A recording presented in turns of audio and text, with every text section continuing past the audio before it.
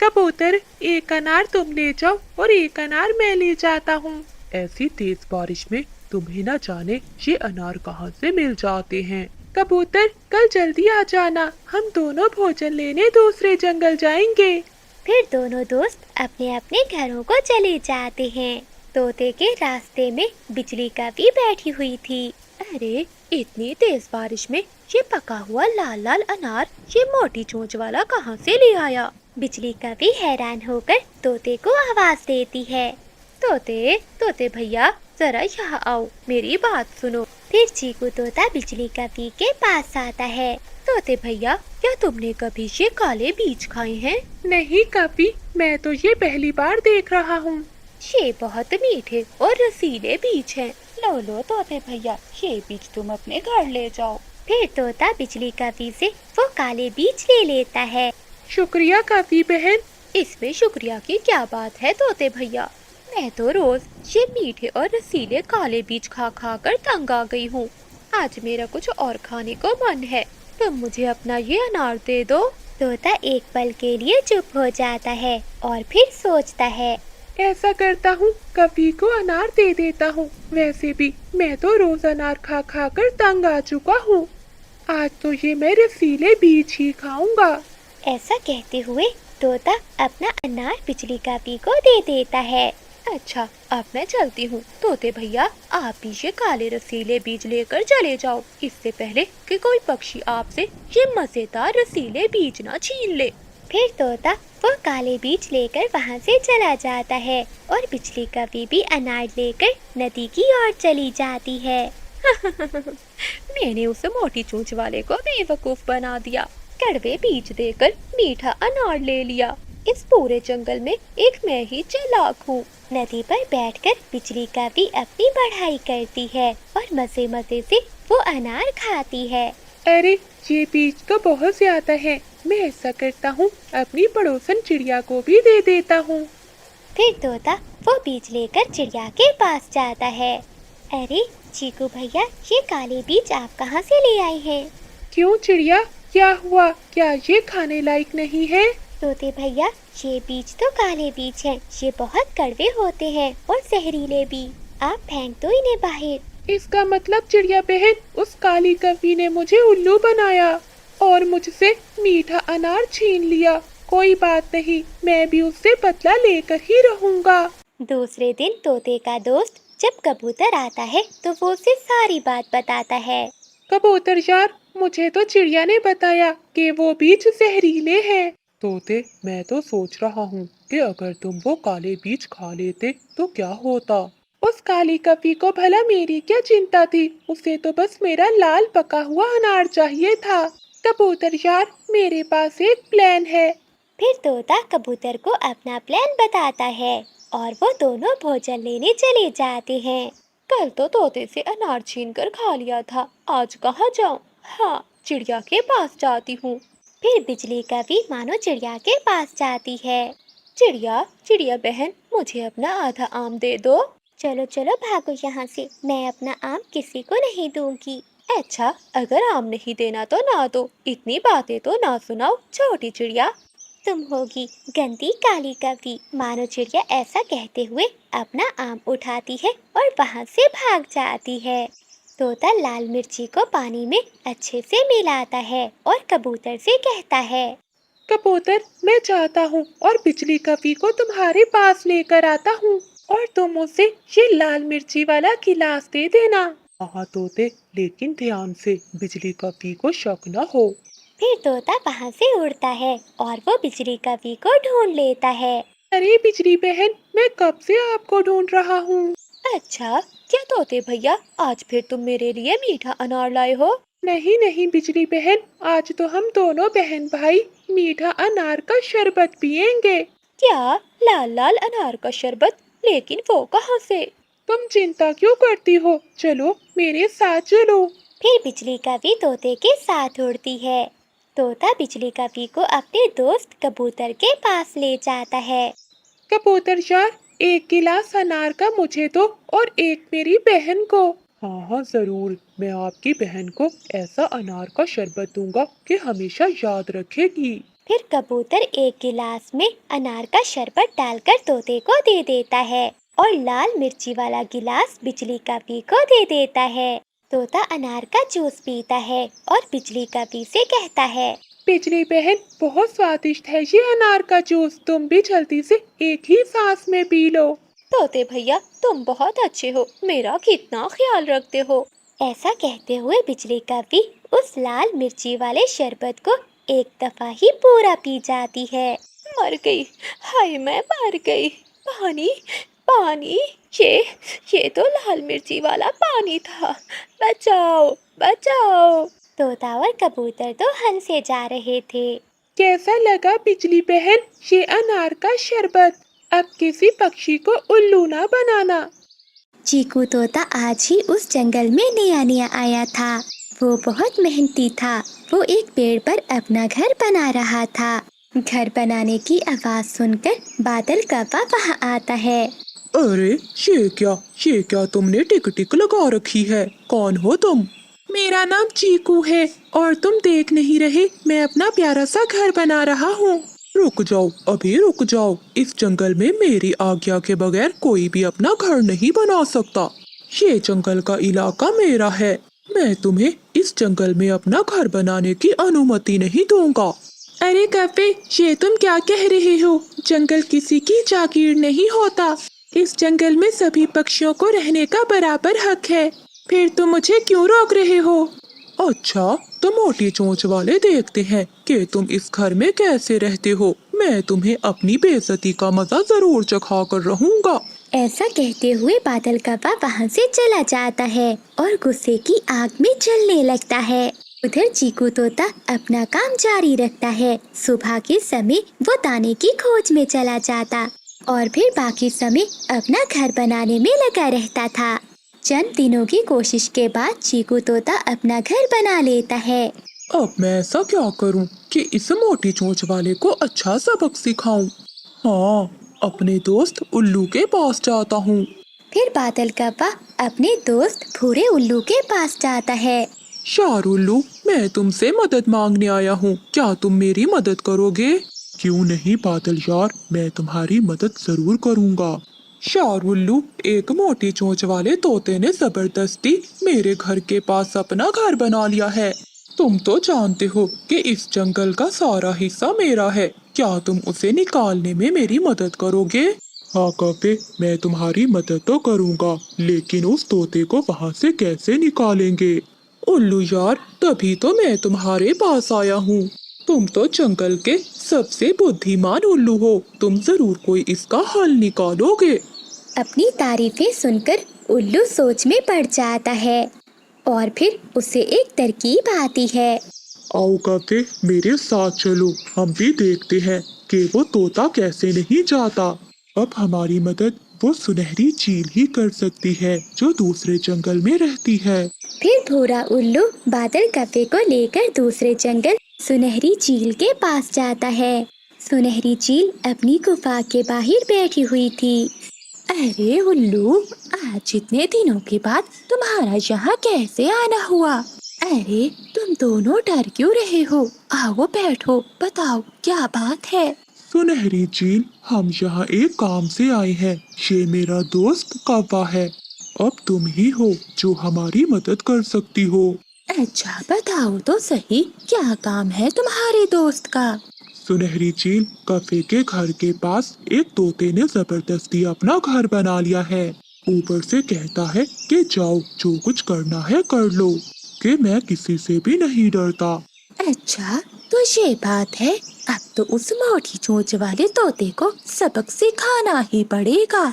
ठीक है दोस्तों, तुम दोनों अपने घर जाओ, मैं कल सुबह आ जाऊंगी। उधर तोता भी सारा दिन दाने की खोज में बाहर रहता और शाम को अपने घर लौट आता। दूसरे दिन सुनहरी चील उस जंगल में आ जाती है। बादल कौवा और भूरा उल्लू चील को देखकर बहुत खुश होते हैं। आओ चील बहन, मुझे पता था तुम आज जरूर आओगी। उल्लू, जो काम मैं एक बार ठान लूं उसे जरूर पूरा करके रहती हूँ। अच्छा तो बताओ, कहाँ है उस तोते का घर? फिर बादल कौवा और उल्लू चील को लेकर तोते के घर की ओर जाते हैं।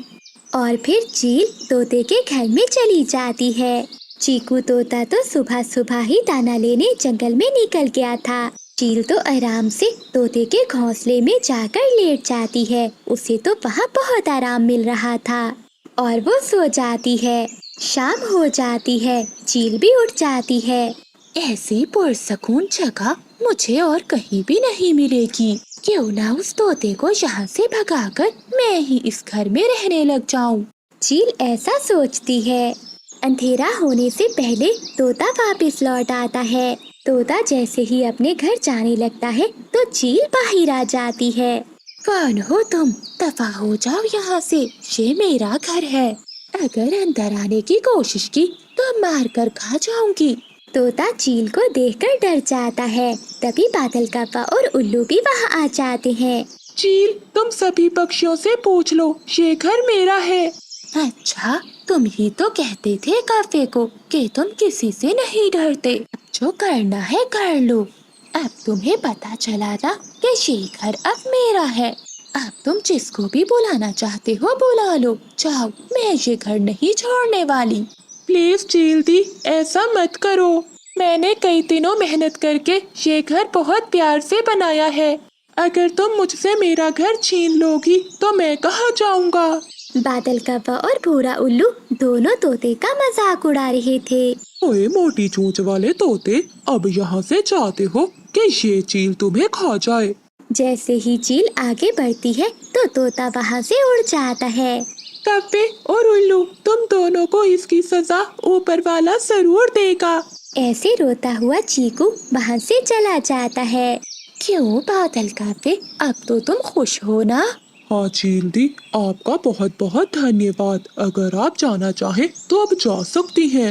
नहीं कव्वे, अब ये जगह मुझे बहुत पसंद आ गई है। मैं तो अब यहीं रहूंगी। बादल कव्वे को चील का वहाँ रहना पसंद नहीं आया। मानो चिड़िया अपनी बेटी मीना चिड़िया के साथ घने जंगल में जा रही थी कि तेज बारिश शुरू हो जाती है। मामा, बारिश तो बहुत तेज है, अब हम क्या करेंगे? मीना बेटी, यहाँ तो हमारा कोई भी जानने वाला नहीं है। अब तो किसी पेड़ के नीचे बैठकर ही बारिश रुकने का इंतजार करना होगा। वो दोनों माँ बेटी एक बड़े से पेड़ के नीचे बैठ जाती हैं। सुनहरी चील अपनी बड़ी बहन के पड़ोस में ही रहती थी। जैसे ही बारिश शुरू होती है तो वो अपनी बड़ी बहन के पास जाती है। बड़ी, चलो चलो जंगल में चलते हैं। ऐसे मौसम में कोई ना कोई पक्षी तो हमें मिल ही जाएगा। छोटी, मेरा बारिश में भीगने का कोई भी इरादा नहीं है। तुम जाओ और अपनी किस्मत आजमा लो। बड़ी, मैं तो जा रही हूँ जंगल। देखना, मैं अपने साथ कोई ना कोई शिकार तो जरूर लेकर आऊंगी। ऐसा कहते हुए भूखी चील वहाँ से चली जाती है। उड़ते उड़ते वो चील घने जंगल में पहुँच जाती है। सुनहरी चील दूर से ही चिड़िया को देख लेती है। मीना बेटी, सामने एक चील आ रही है, आप मेरे पीछे छुप जाएं। तभी चील भी वहाँ आ जाती है। अगर किसी तरह से ये माँ बेटी मेरे जाल में फंस जाए तो आज मजा ही आ जाए। चिड़िया, मुझसे डरने की कोई जरूरत नहीं है। मैं तो चील चाची हूँ। मैं तो जंगल के सभी पक्षियों का बहुत ख्याल रखती हूँ।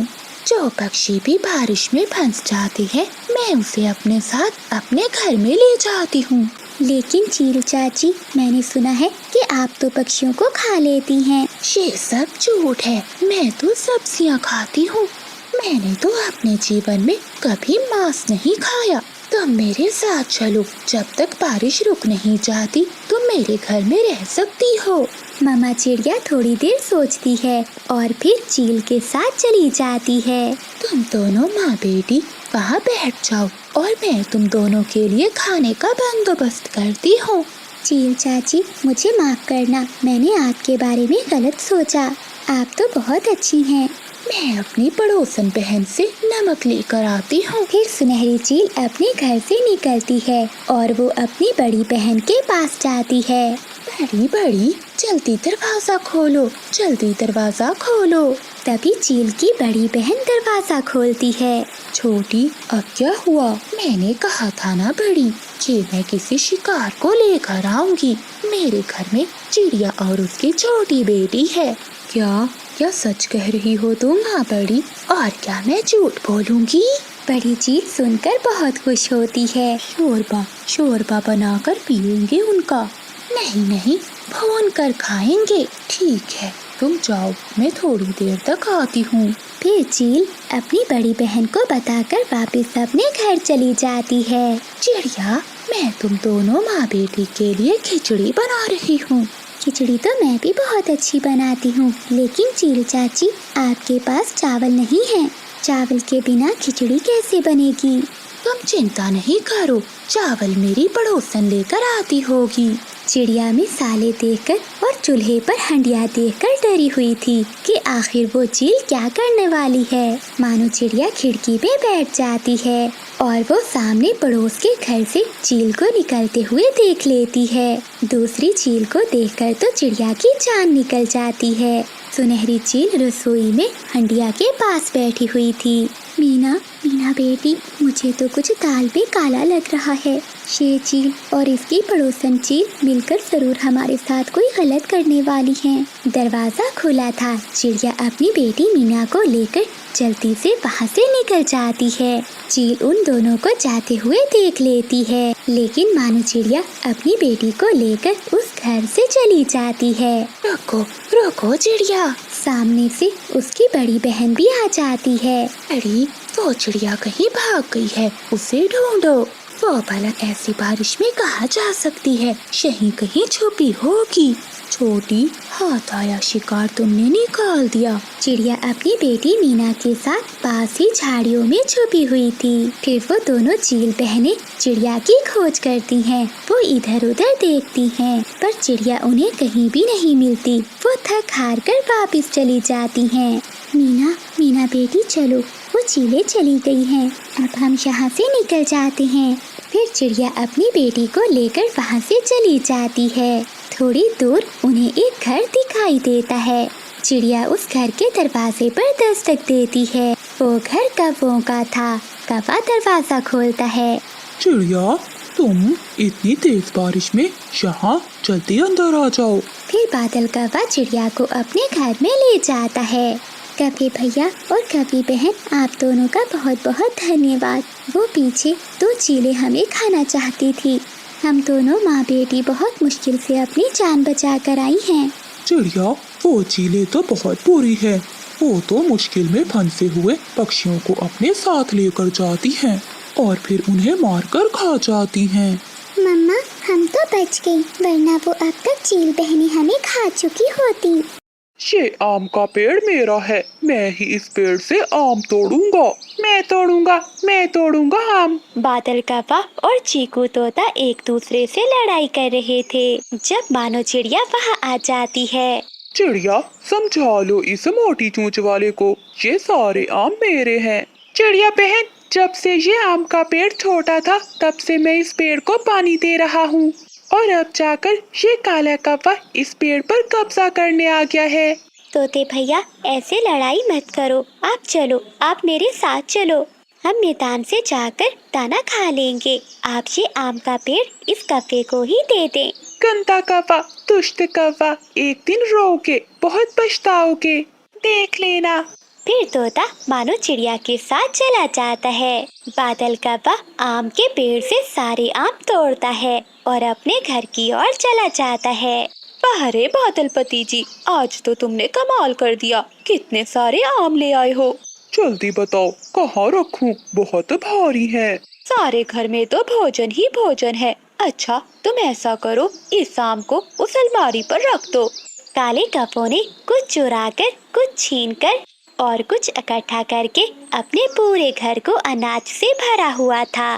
तोते से छीन कर लाया हूँ ये आम। पति जी, बहुत अच्छा किया। वो मोटी चोंच वाला मुझे बहुत बुरा लगता है। बादल जी, सुना है उस कबूतर की मकई की फसल भी तैयार है। हाँ, तुम चिंता ना करो, कल मैं वहीं जाऊंगा। अगले दिन बादल कौवा एक थैला लेकर कबूतर के मकई के खेत में जाता है और वो जाकर मकई के भुट्टे तोड़ने लगता है। तभी कबूतर भी वहाँ आ जाता है। अरे ओ काले कौवे, ये मकई क्या तेरे बाप की है? हो, नहीं गंदी आंखों वाले, ये मकई तो तेरे बाप की है, इसलिए तो मैं तोड़ रहा हूँ। रोक सकता है तो रोक ले। चल चल भाग यहाँ से, आया बड़ा गुंडा कहीं का। फिर बादल कौवा कबूतर को नीचे गिरा देता है और उसके ऊपर बैठकर उसे अपनी चोंचों से मारने लगता है। बचाओ बचाओ, कोई मुझे बचाओ। कबूतर को मारने के बाद बादल कौवा मकई से भरा हुआ थैला उठाता है और अपने घर की ओर चला जाता है। बहुत भारी है, जल्दी बताओ बिजली, कहाँ रखूं? अब तो घर में जगह नहीं बची है। अच्छा, पहले बताओ तो क्या है इसमें? इस थैले में मकई के भुट्टे हैं, अभी अभी कबूतर के खेत से लाया हूँ। वहाँ संदूक पर रख दो। फिर बादल कौवा वो मकई से भरा हुआ थैला संदूक पर रख देता है। बिजली कभी प्यार से अपने पति से कहती है, बादल, ये जो 3 दिन पुराना अनाज है, ये तुम कल अपनी माँ को दे आना। हाँ हाँ ठीक है। और साथ ही बिजली कभी कहती है, और मकई मेरी माँ को बहुत पसंद है, कल मैं जाकर अपनी माँ को मकई दे आऊंगी। ना ही मैं अपनी माँ को 3 दिन पुराना दाना दूंगा और ना ही तुम अपनी माँ को ये मकई दोगी। ये सुनकर बिजली कभी चुप कर जाती है। मुझे अनाज भोजन जमा करने का बहुत शौक है। तुम देखना, एक दिन मेरे घर में दाना रखने को जगह कम पड़ जाएगी। वो दिन तो आने ही वाला है, जरा देखो तो हर तरफ अनाज ही अनाज है। एक बूढ़ी चिड़िया कपो के दरवाजे पर आती है। बिजली कभी दरवाजा खोलती है। कभी बेटी, मैं बहुत भूखी हूँ, मुझे खाने के लिए एक दाना दे दो। चले भाग बुढ़िया, मेरे पास तुम्हें देने के लिए एक भी दाना नहीं है। बेटी काफी, मैं देख रही हूँ तुम्हारा घर तो अनाज से भरा हुआ है, बस मुझे एक दाना ही दे दो। सुना नहीं, चल भाग यहाँ से। फिर बिजली कभी गुस्से में उस बूढ़ी चिड़िया को धक्का दे देती है। वो बूढ़ी चिड़िया दूर जाकर गिरती है। कभी याद रखना, ये दाना और भोजन ही तुझे लेकर डूबेगा। एक दिन तुम अपने किए पर पछताओगी। कुछ दिनों बाद बादल कौवा चिड़िया के घर जाता है और चिड़िया का बारिशों के लिए जमा किया हुआ सारा भोजन चुरा कर अपने घर ले आता है। मानो चिड़िया शाम को दाना लेकर जब घर आती है तो रोने लगती है। मेरा बारिशों के लिए रखा हुआ दाना कोई चुरा कर ले गया, अब मैं क्या खाऊंगी? बिजली, ये भोजन अब मैं कहाँ रखूं? बादल जी, अब ये भोजन तुम कहाँ से लाए हो? ये भोजन मैं चिड़िया के घर से लाया हूँ। तुम रुको, मैं ये घोंसला उठाती हूँ और तुम यहाँ नीचे रख दो। फिर बिजली कभी अपना घोंसला उठाती है और बादल कौवा भोजन वहाँ रख देता है। रात हो जाती है। कौवों के घर में अब इतनी भी जगह ना थी कि वो अपना घोंसला रख सके। वो दोनों कौवे अपना घोंसला भोजन के ऊपर रखकर ही सो जाते हैं। बादल जी, अब बस कर जाओ, पूरा घर भर चुका है, अब तो घर में ना बैठने को जगह है और ना ही खड़े होने को। हो, देखा ना बिजली, मैंने पूरे घर को अनाज से भर दिया है। वो दोनों कौवे सो जाते हैं। आधी रात को तेज हवा चलती है। कौवों का घर तो तेज हवा के कारण इधर उधर हिल रहा था। थोड़ी ही देर में उनका घर नीचे जमीन पर गिर जाता है। कौवा और कभी अनाज की बोरियों के नीचे दब जाते हैं। बादल, बादल, कहाँ हो तुम? मैं यहाँ हूँ, बोरी के नीचे। अगली सुबह हो जाती है और जंगल के सभी पक्षी वहाँ जमा हो जाते हैं। अब बताओ कौवे कि ये आम किसके हैं, मेरे या तुम्हारे? तोते, मुझे यहाँ से बाहर निकालो और सारा अनाज ले लो। तोता अपने आम उठाकर ले जाता है। फिर मानो चिड़िया और कबूतर भी अपना अपना अनाज ले जाते हैं, लेकिन वो दोनों कौवे वही बाकी अनाज की बोरियों के नीचे दबे हुए थे। लेकिन कोई भी उनकी मदद के लिए नहीं आता। मानो चिड़िया और बिजली कभी इंसानों की बस्ती की ओर जाती हैं। वो दोनों एक पेड़ पर बैठ जाती हैं। उन दोनों के सामने एक हलवाई की दुकान थी। हलवाई अपनी दुकान पर गरम गरम गुलाब जामुन बना रहा था। लगता है इन पक्षियों का भी गुलाब जामुन खाने का मन कर रहा है, मैं इन्हें एक गुलाब जामुन दे देता हूँ। चाचा हलवाई एक गुलाब जामुन उठाकर थोड़ी दूर रख देता है। पक्षी पक्षी, ये खा लो, ये तुम्हारे लिए है। बिजली बहन, वो देखो, इंसान ने हमारे लिए गुलाब जामुन रखा है। चलो जल्दी से जाकर खाते हैं। फिर मानो चिड़िया और बिजली कभी वहाँ जाती हैं। चिड़िया अपनी चोंच गुलाब जामुन को लगाती है।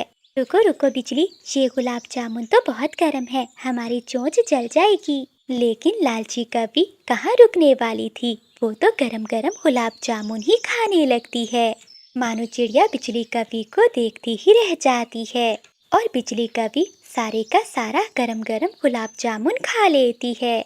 बिजली, तुम बहुत बुरी हो, मैं आज के बाद तुम्हारे साथ भोजन लेने कभी नहीं आऊंगी।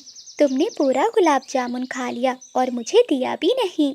हा हा हा हा, मैंने कौन सा रोका था तुम्हें, तुम भी खा लेती। फिर मानो चिड़िया वहाँ से चली जाती है। वो जंगल से दाना ढूंढकर अपने घोंसले में चली जाती है। आधी रात को बिजली कभी की चोंच में दर्द होने लगता है। वो तो चोंच खोलकर बैठी हुई थी। मर गई, हाय मैं मर गई, अब कहाँ जाऊं। बिजली कभी रो रही थी और रोते हुए मानो चिड़िया के दरवाजे पर जाती है। वो दरवाजे पर दस्तक देती है। कौन है बाहर? मैं हूँ बिजली कभी, दरवाजा खोलो चिड़िया। फिर मानो चिड़िया दरवाजा खोलती है। चिड़िया बहन, देखो देखो, मेरी चोंच में सूजन हो गई है, मैं दर्द से मर रही हूँ। बिजली, अगर गरम गरम गुलाब जामुन खाओगी ऐसा तो होगा ही। चिड़िया चिड़िया मेरी बहन, प्लीज मेरी मदद करो। अच्छा अच्छा, चलो अब मेरे साथ नदी पर चलो। फिर मानो चिड़िया बिजली कभी को अपने साथ नदी पर ले जाती है। बिजली, अब अपनी चोंच को थोड़ी देर नदी के ठंडे पानी में डालो। फिर बिजली कभी ऐसा ही करती है। अब जाकर थोड़ा सुकून मिला, अब मैं कभी भी कोई गरम चीज नहीं खाऊंगी। मुझे पता चल गया कि गरम चीज खाने से चोंच में बहुत दर्द होता है। अगली सुबह मानो चिड़िया और बिजली कभी फिर से इंसानों की बस्ती की ओर चली जाती हैं।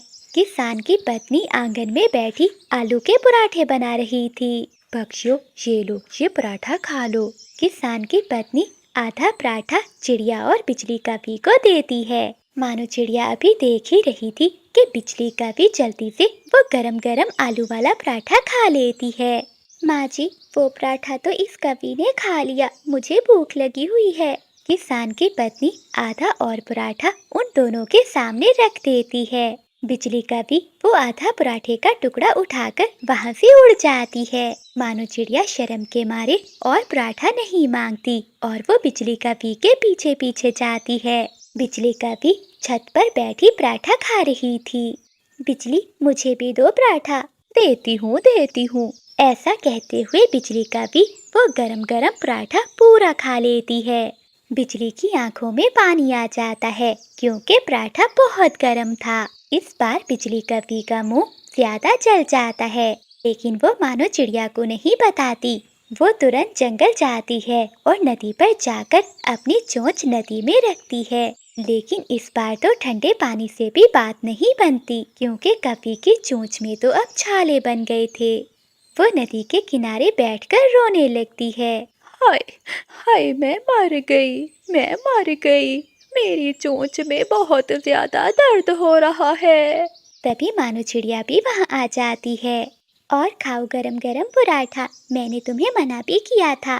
कल का गरम गरम गुलाब जामुन और आज का गरम गरम पराठा, ये खाने से तुम्हारे मुंह में घाव हो गया है। अब तो उल्लू वैद्य से टीका ही लगवाना होगा। नहीं चिड़िया, मुझे टीके से बहुत डर लगता है। तो फिर ठीक है बिजली, जब तक तुम्हारी चोंच ठीक नहीं हो जाती तुम्हें भूखा ही रहना पड़ेगा। फिर कभी चिड़िया के साथ उल्लू वैद्य के पास जाती है। उल्लू वैद्य बिजली कभी को टीका लगाता है। हुई माँ, मर गई। अरे कभी, आप कभी दोबारा कोई गरम चीज न खाना। वापिस आते हुए वो दोनों फिर से इंसानों की बस्ती की ओर जाती हैं और हलवाई चाचा उन्हें जलेबी देता है। चिड़िया वो जलेबी खाती है। बिजली, ये जलेबी तो बहुत स्वादिष्ट है, लो तुम भी खा लो। नहीं नहीं चिड़िया, ये गर्म होगी, मैं नहीं खाऊंगी। नहीं बिजली, ये ठंडी जलेबी है, तुम इसे खा लो।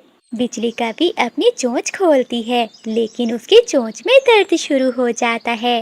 बस वो जलेबी को देखती ही रह जाती है और चिड़िया मजे मजे से वो सारी जलेबी खा जाती है। बिजली बहन, इसीलिए तो कहते हैं कि ज्यादा के लालच में थोड़े से भी जाते हैं। अब दोबारा कभी गरम गरम चीज मत खाना। बिजली रोते हुए अपना सर हिलाती है और वो दोनों सहेलियां वापस अपने जंगल लौट जाती हैं। जंगल के बीचों बीच बादल कव्वे और बिजली कव्वी का होटल था, मगर उनके खाने में जरा भी स्वाद नहीं होता था। छी छी कव्वो, कितना बकवास खाना है। ऐसा बकवास खाना खाने से अच्छा था कि मैं अपने पेड़ के सूखे पत्ते ही खा लेता। अरे ओए मोटी चूंच वाले, खाना है तो खाओ वरना भागो यहाँ से। बिजली कव्वी, ये जो तुमने इतनी बातें करना सीख ली है ना, इसकी जगह अगर खाना बनाना सीख लेती तो आज शायद तुम्हारे काम आ जाता। फिर चीकू तोता गुस्सा होकर वहाँ से चला जाता है। बिजली, सुबह से बैठे मक्खियाँ मार रहे हैं, अब जाकर एक तोता आया था तो वो भी खाए बिना ही चला गया। बादल जी, तुम चिंता ना करो, मेरे पास एक उपाय है। वो है ना मानो चिड़िया, उसे बहुत स्वादिष्ट खाना बनाना आता है। मैं उसके पास जाकर उससे बात करती हूँ। फिर बिजली कव्वी मानो चिड़िया के पास जाती है। चिड़िया बहन, वैसे भी तुम्हारे पास कोई काम नहीं है, तुम ऐसा करो कि मेरे होटल पर काम करने लग जाओ। उन दिनों चिड़िया के पास करने के लिए कोई काम भी नहीं था। वो बहुत परेशान थी, उसे अपने बच्चों की स्कूल की फीस भी देनी थी।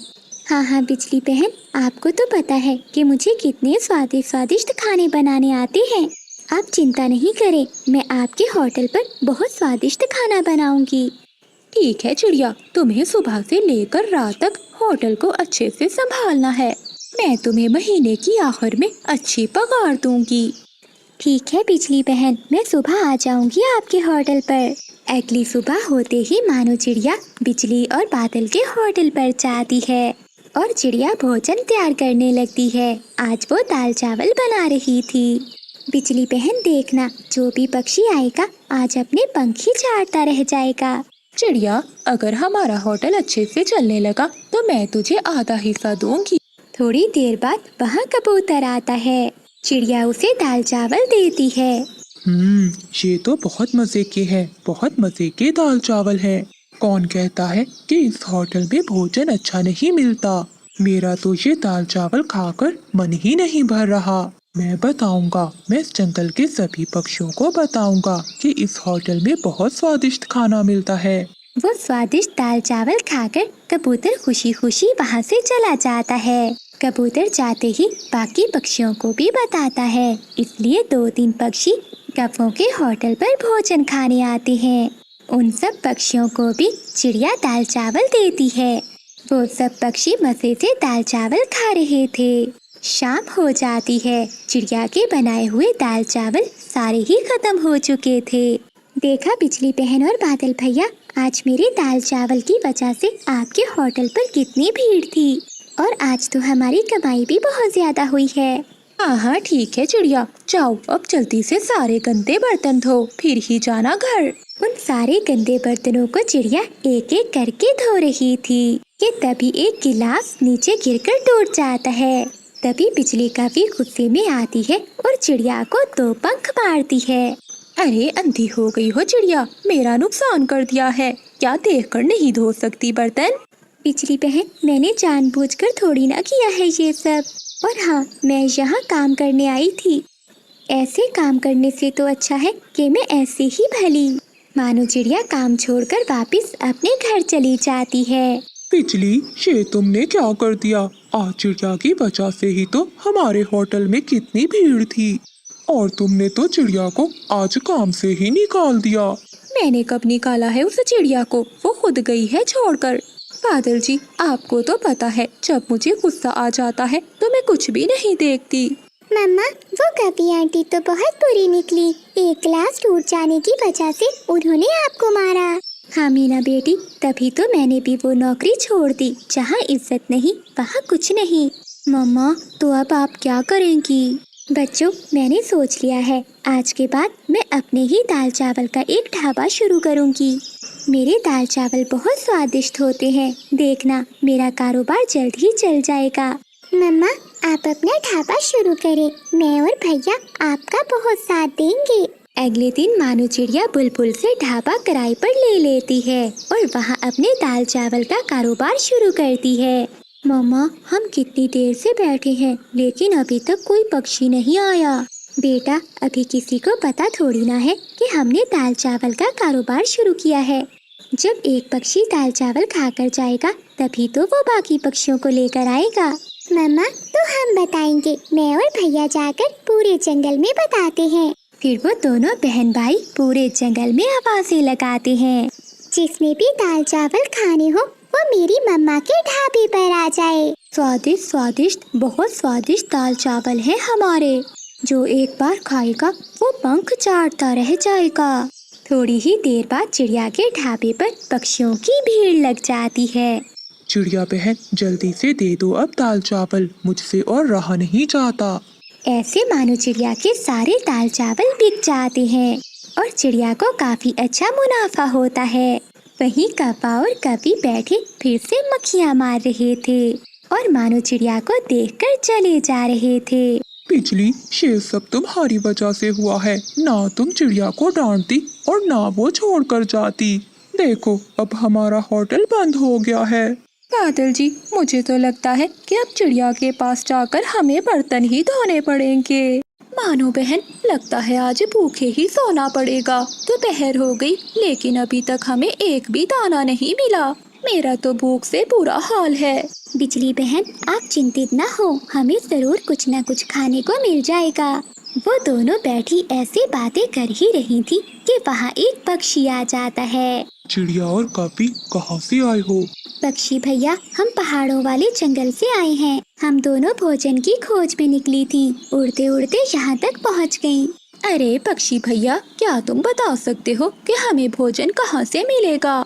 हाँ, यहाँ से थोड़ा आगे एक पौधा है, उस पर 2 फल लगे हुए हैं। वो लाल रंग के हैं। मुझे तो दाना मिल गया था, इसलिए मैंने नहीं खाए वो। अगर तुम दोनों चाहो तो वो फल जाकर ले सकती हो। हाँ हाँ, कहाँ है वो फल? वो सामने बड़े पेड़ के पीछे। फिर मानो चिड़िया और बिजली का भी उस लाल फल को खाने के लिए चली जाती है और वो देखती है कि वहाँ सच में एक पौधा है जिस पर लाल लाल रंग के 2 फल लगे हुए हैं। बिजली बहन, ये तो बहुत सुंदर हैं और देखो कितने लाल लाल हैं। लेकिन मानो, मैंने तो पहले कभी नहीं खाए ऐसे फल। कहीं ऐसा ना हो कि इन्हें खाकर हम मर जाएं। वो दोनों आपस में ऐसे बातें कर रही थी कि उन 2 फलों में से एक फल बोलने लगता है। चिड़िया और कवि, क्या तुम मुझे नहीं जानते? मुझे तो सभी जानते हैं। मैं एक टमाटर हूँ और सब मुझे बहुत शौक से खाते हैं। इंसान तो मुझे बहुत ज्यादा पसंद करते हैं। आप भी मुझे खा सकते हो। टमाटर भैया, हम पहाड़ों वाले जंगल से आए हैं। वहाँ तो कोई भी फल आप जैसा नहीं देखा। पहली बार देखा है ना आपको, इसलिए पहचान नहीं पाए। चिड़िया और कवि, क्या तुम्हारे जंगल में भोजन नहीं है? टमाटर भैया, पहले तो बहुत भोजन था, लेकिन अब भोजन की खोज में दूर दूर तक जाना पड़ता है। तो फिर तुम दोनों ऐसा करो, एक मैं और मेरा भाई, हम दोनों पके हुए हैं।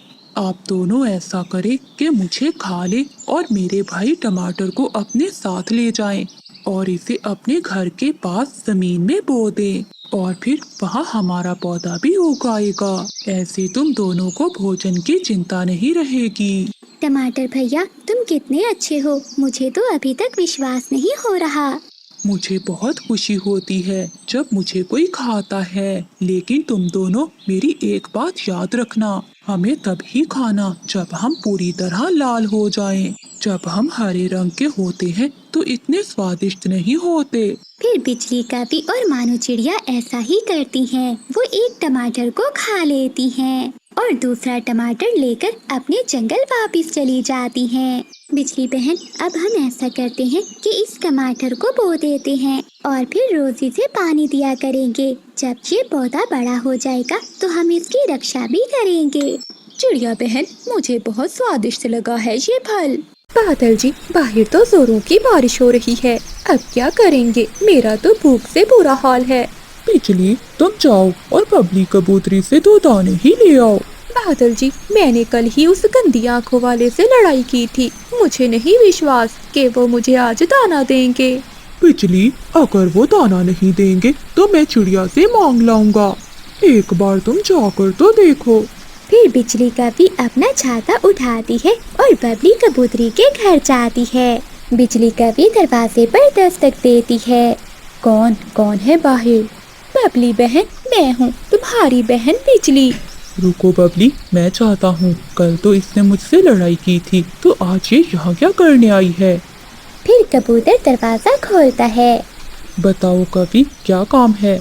कबूतर भैया, मेरे पेट में दर्द हो रहा है भूख से। और बस बस, चलो भागो यहाँ से। मेरे पास दाना नहीं है जो ऐसे मौसम में मैं तुम्हें दाना दूं। कल तो मुझसे लड़ाई की थी, तो आज यहाँ क्या करने आ गई? चल भाग यहाँ से। ऐसा कहते हुए कबूतर दरवाजा बंद कर लेता है। गंदी आंखों वाला मोटा कबूतर, अगर दाना नहीं देना तो पूरी बात तो सुन लो। जाओ जाओ, सुन ली तेरी बात, बेकारी कभी कहीं की। गुस्से में बिजली कभी वापिस चली जाती है। क्या बना बिजली? क्या दाना दे दिया कबूतर ने? अंधे हो क्या? अगर दाना होता तो मेरे पास होता, मैंने कौन सा खा लिया है। उस गंदी आंखों वाले ने बहुत बेइज्जती की है मेरी। तो ठीक है बिजली, मैं चिड़िया के पास जाता हूँ। फिर बादल कौवा अपने घर से निकलता है और वो चिड़िया के घर जाता है। वो घर के दरवाजे पर दस्तक देता है। एक तो मेरा घर टपक रहा है और ये कौन आ गया ऊपर से? तभी चिड़िया दरवाजा खोलती है। हाँ कभी बताओ क्या हुआ? मैं पहले ही बहुत परेशान हूँ।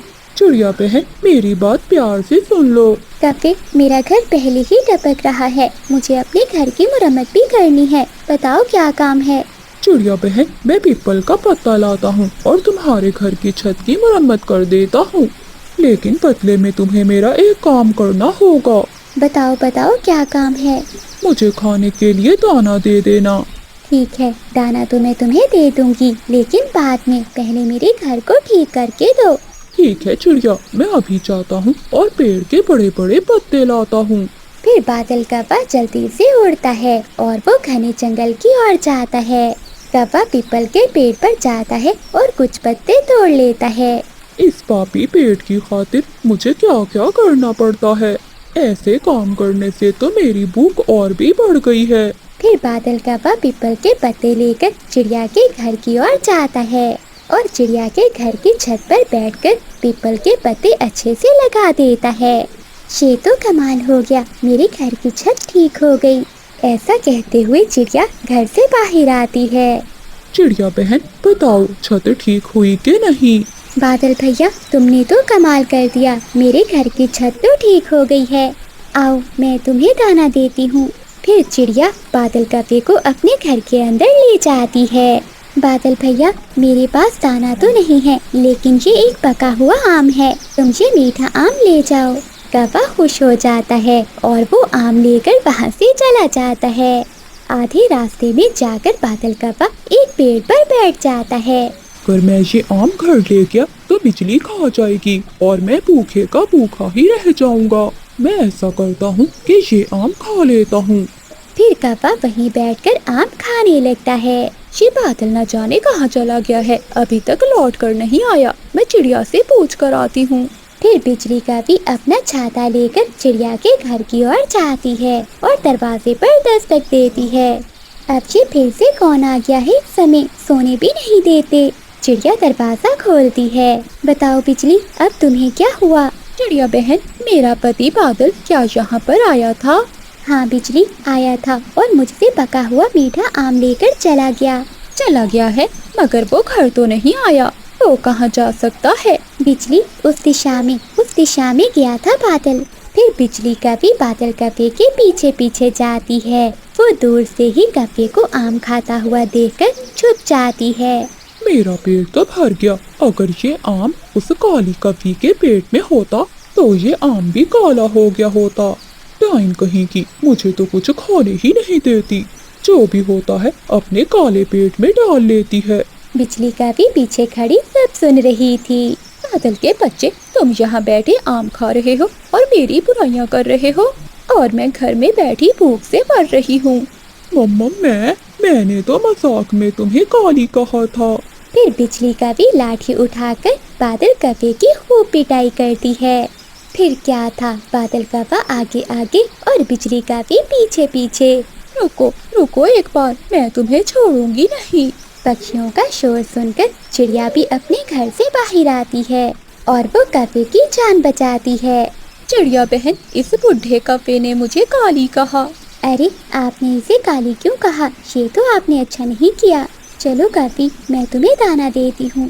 फिर मानो चिड़िया बिजली कौवी को अपने साथ अपने घर में ले जाती है और कौवी को दाना दे देती है। बादल कौवा खिड़की से आकर बिजली कौवी को कहता है, बिजली, आधा दाना मुझे भी दे दो। चल चल भाग यहाँ से। फिर बिजली कौवी कौवे के सामने ही बैठकर मजे मजे से दाना खाती है।